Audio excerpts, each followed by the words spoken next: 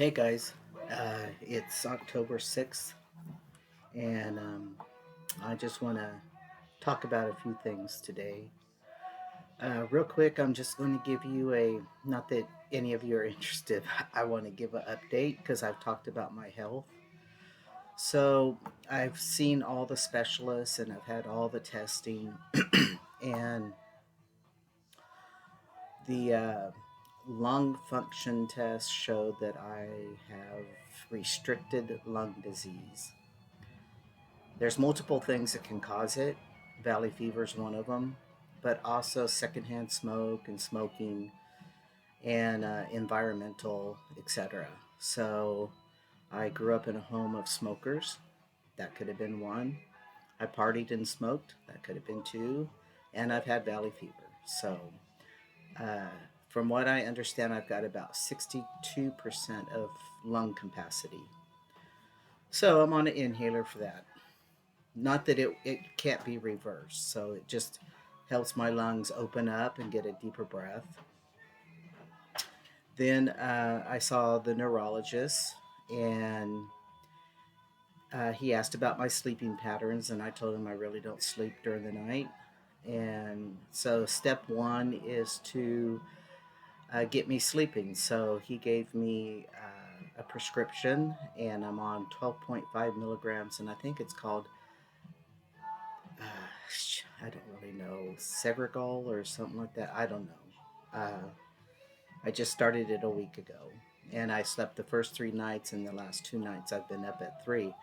But my mom made a comment. She goes, "Maybe you only need that much sleep." I said, "Well, maybe so." But I do have a lot more energy. I think it might be contributed to the inhaler because I haven't been on the sleeping pills that long.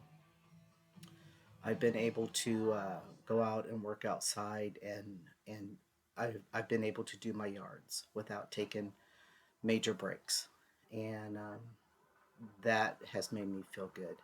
I've noticed that I really don't feel like I need to come get in the house and get on the couch and crash.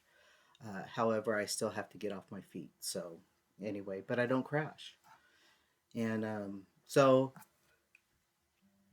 I do have Raynaud's disease and of course the fibromyalgia. So the autoimmune things are coming out. My family does have autoimmune diseases, anywhere from lupus on out. My sister, my youngest sister, uh, has several autoimmunes already been diagnosed. So I was thinking, I was talking to Tony, and I thought, I've been on a nerve pill for pain since my injury, since I have peripheral neuropathy. And last July, my primary said I needed to wean myself off of that because for long periods of time, it causes, they have found it causes people 65 and older serious side effects, memory loss, all this stuff. And I'm like, oh my God. So he told me to wean myself off of it. I just quit taking it. And he said, "What? You quit taking it?" I said, "I'm sorry, but that's just how I am. If something's not good for me, I'm stopping it." He goes, "Well, you're lucky your body didn't do react to that." But the reason why I'm bringing that up is because maybe that's why all this pain and stuff is coming out in me because I already was on a nerve calming medication, and yeah, so I'm thinking, the autoimmune. My sister told me years ago, 2 decades ago, if not longer, that she thought I had fibro, and I just kind of blew it off. But yeah, diagnosed with it 20 plus years later. So that's it about the health. Oh, and my heart test came out back okay. My labs, the only thing that was weird was my ANA, which shows inflammation in the body. I got a second opinion with the rheumatologist, and she said she agrees with the first rheumatologist. I have fibro, I have Raynaud's, and she said, as far as pain, the medications are not going to take away my pain. But she did actually look at my joints and test everything and touch me. And the other rheumatologist didn't. He just went by labs. But she did say the ANA will always be off because of my thyroid, my hypothyroid disease, Hashimoto's. So they don't get too concerned with that. I said, okay. So it is what it is. I am so sorry. I do this every time. I don't know what it is about making videos, and then I start like needing all this oxygen to my brain. But excuse my yawns. So I want to talk about how we get through the times when they're to our disadvantage. And what I mean by that is we all know, most of us watching this video are trans, probably, uh, most likely, and have known my journey, most likely. And so all of us have a history of this questioning inside of us that when people call us certain names like little girl or little boy, it just does not resonate with us inside. And you don't sit and question it literally, but you question it. It's like that feeling like that's awkward, that's uncomfortable.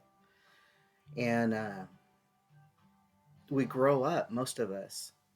In today's times, the kids can come out and talk to someone. Of course, not to be political, but the Republicans have stopped a lot of that in the States, and that's really sad. But in my days, you didn't talk about that stuff because they didn't know about it, and I didn't know about it. So uh,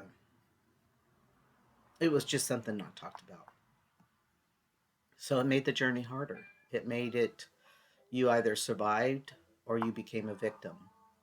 And I believe becoming a victim means feeling sorry for yourself, looking for a way out, drugs, alcohol, uh, you know, depression, not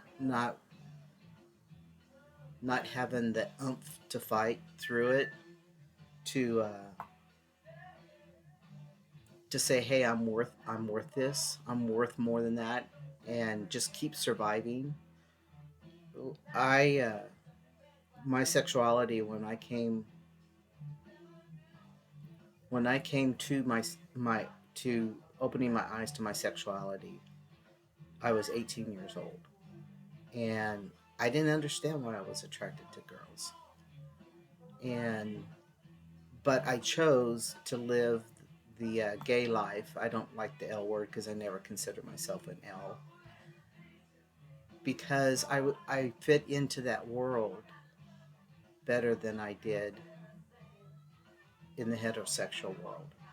And there was different times in my life I tried that heterosexual world, and I couldn't do it. I felt like I was living a lie and being uh, dishonest to the person I would try to date, or whatever. And I just didn't feel right.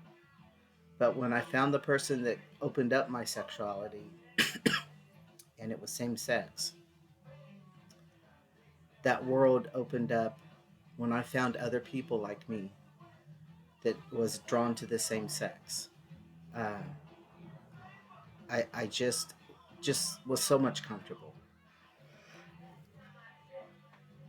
But the thing was, my first 11 years of adulthood was with heterosexual women, two of them. And when I went into the gay world, I was already partying. And so when I got together with all these people, I drank a lot. I talked about my binge drinking, and being away from it and understanding myself more and more, and going through therapy. Now I understand why I drank so much. I was so nervous, and I still there was there was I just didn't feel like I fit in all the way. Even though Everyone thought I fit in. I just still didn't fit in. So even if you're trying to do the straight and narrow society way of being heterosexual and marrying or getting in a relationship or hanging out with heterosexuals, there's probably a part of you that never felt that you belonged. You know, it wasn't something, there was just something inside of you that wasn't right. And through time, I think the injury and my job, because see, when I was working, I worked a high level uh, serve and protect area, and so I was always on alert, and my senses were always on alert, and so I didn't have time to think about other things. I was worried about keeping everything safe and secure, and you know, uh, watching for my own life, let alone others. So I didn't think about things, although I still felt like I didn't belong. Even in Tony and I's relationship, it was the best I've had, but I still just knew there was something that I wasn't. Uh, it just wasn't exactly the right thing for me. But that's just the gender identity. And when I they retired me, I had to deal with myself, and I had the opportunity to have therapy. And the reason why I'm probably repeating some of this is because today is my dad's birthday. Would have been my dad's birthday. He's been gone 36 years. Uh, my dad committed suicide when he would just turned 44, or yeah, just 11 days after he turned 44. Or, I'm sorry, 45. And uh, he was a man that had demons. I don't know what kind of demons he had in his closet, but he was an alcoholic. And in his days, it was not very common to go get help. It just wasn't something they offered, it was heavily offered. And he didn't even go to the doctor that I remember, except for he had a back injury as a jockey, a horse jockey. And he would go when things would get really bad there. And then, of course, he tore a meniscus or the lateral tendon. Anyway, he tore something in his knee and had surgery. But other than that, my dad was never down physically. And but he drank. And when I was little, before the probably probably about the time 10ish, he started drinking peppermint snobs right out of the bottle. And he didn't guzzle. He had those little bottles of it. I don't know what size, pint maybe, I think. And that's what he would drink, take sips of all day. He drank his coffee in the morning and then he'd start on that. Did he get belligerently drunk? No, but there was times where um, he did come home drunk, and my mom would be frustrated with him, and they would go at it. But as I became a teenager, I started noticing he just struggled with something that it was like demons in his closet. He had a weight on his back, and knowing what I've gone through, I just I just wish that he would have reached out, really reached out, and was able to face the demons so that he could face life sober and not have to drink. But for those of you who have dealt with alcohol, who are dealing with alcohol, uh, please, please get help. There's lots of resources now today. There's no reason why anybody, whether you don't have the money, you don't have insurance, there's health centers, there's support groups. And even though you may be victim of trauma, don't drink away your life. It's not worth it. My dad, by the time he was 45, my mom and him had already divorced. I was 18 when they divorced. Uh, and he just kind of gave up on life. He got up every morning and he got dressed, and he was still the same dad for years, but he got more and more soft. He just kind of looked older than what he was, accepted that secondary life, and he would get angry fast if we didn't do as he asked us to when we were adults, because he called me one time. I was 26 years old, or not 26, I'm sorry. I was like 23 years old, and I'm going to make chili verde tomorrow. I expect you to be here. I said, well, you can expect all you want, but I'm not going to be there. I have other plans. And he got pissed, and he would say stuff like that. Now, he came from a very controlling mother, and sometimes that would come out in him, but he just got more like that, more. He didn't have a hold on life. And I guess he finally went to counseling because I don't know what happened. He married. I had a stepmom, and I don't know what happened. I was not involved in his life the last year of his life, and he I guess he called. He was on pills, and he would have a glass of tea sitting by him and an empty bottle of whiskey, and that was to make him feel like he was having the whiskey, and he was on some kind of pills to help him. And he also suffered with the back pain, and none of the doctors, they thought he all wanted just the drugs, and probably 75% of that was true, but he also had back issues, and I know that for sure. And I truly believe him because, oh, I'll tell you that in a minute. But anyway, from what I was told by my stepmom, he was on the phone to the psychologist and he wanted some more prescription and he couldn't get it. He needed it refilled. And the doctor wouldn't give him any more because he's already used it up ahead of time. He calls my stepmom in and he says, "You need to leave the house. The cops are coming. The psychologist is going to call the cops on me." Da da da da. So, anyway, he ended up killing himself then. And uh, my brother and I went over there and we handled what we had to handle. The thing is that he never faced his demons.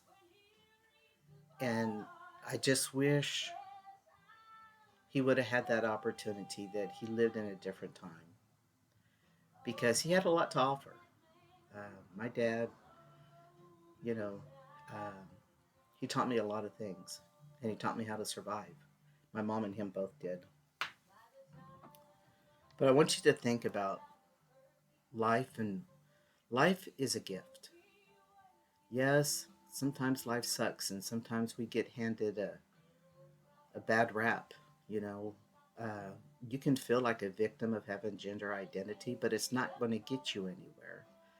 You know, face that you have gender identity, and if you want to transition and you haven't transitioned, but you're being held back because you're afraid you're going to lose your family's not going to live your life.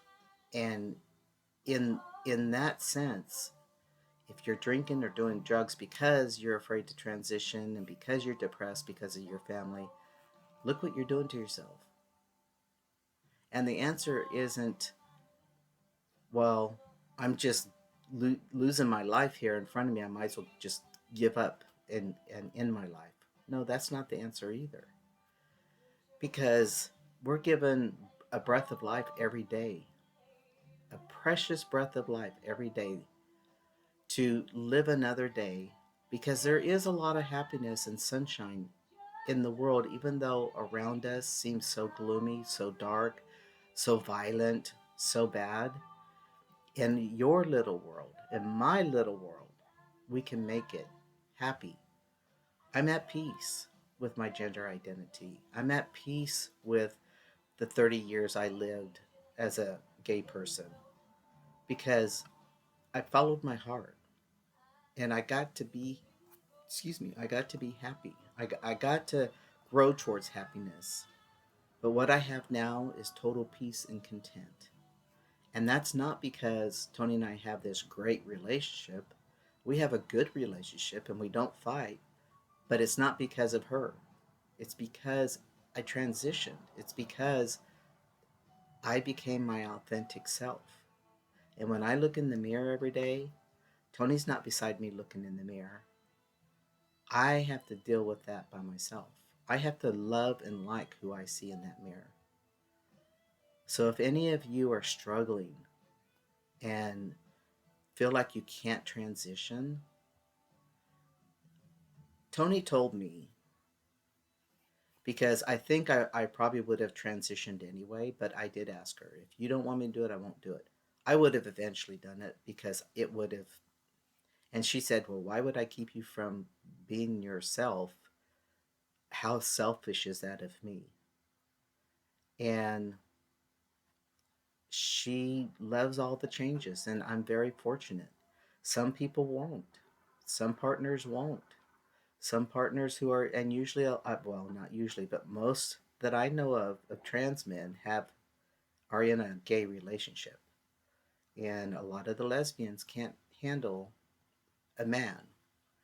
And, um, and there are some that love unconditionally. And we're blessed, those of us who have those kind of people in our life. But you got to decide if you're going to take that step for yourself. It has nothing to do with your family, it has nothing to do with your friends. They don't lay their head down on your pillow with you every night. They don't wake up and take a shower with you and get dressed and go to work. There was an officer at work, unhappy, and that unhappiness resulted in anger. And I had to be a partner with that person and almost caused a riot among the inmates because overbearing, trying to compensate for not being that male, and just because she was female. And I was like, oh. Well, when I was off on one of my things with my feet, I came back and that's when I promoted and I had training, and she was in that training, but she was he. And I looked at the name and I looked at him and he was smiling and stuff, and I smiled and went like that. And I thought, how brave. I didn't even have the guts to do that. Of course, I really didn't think of that at the time. That's what triggered it. I mean, that kind of gave a little trigger, but I thought, how brave. And I was so envious. But that person had the bravery to transition on the job. And did they think of what other people thought? No. Did they worry about what the inmates were going to do? No. You just have to decide who's more important in your life, you or everybody else. Because at the end of the day, you're the one who has to lay your head down at night and in the morning wake up and look in the mirror. Love yourself. You're worthy of this. Don't let the demons strike you down like they did my dad. He's lost out on all the grandkids. He's lost out on all the relationships with his kids. He had 5 kids. I'm the oldest of 5. So I'm reaching out to you. This is a long video, but I'm reaching out to you. Please, just think about it. Do the first step and go get help, counseling. And if you are, do the first step and just, if you want to transition and you know, just come out to the family first and just say, I'm going to do this. And then you'll know where your barriers are and you'll know what to avoid. Listen, my family accepted me and supported me, but in the politics, they don't support me. They don't think about, they're ignorant. They don't think about what they're voting on. So I love you, and I think you're worthy. And I think you should think about yourself first. All right, guys, take it one day at a time and always make your journey as simple as possible. We'll talk to you later.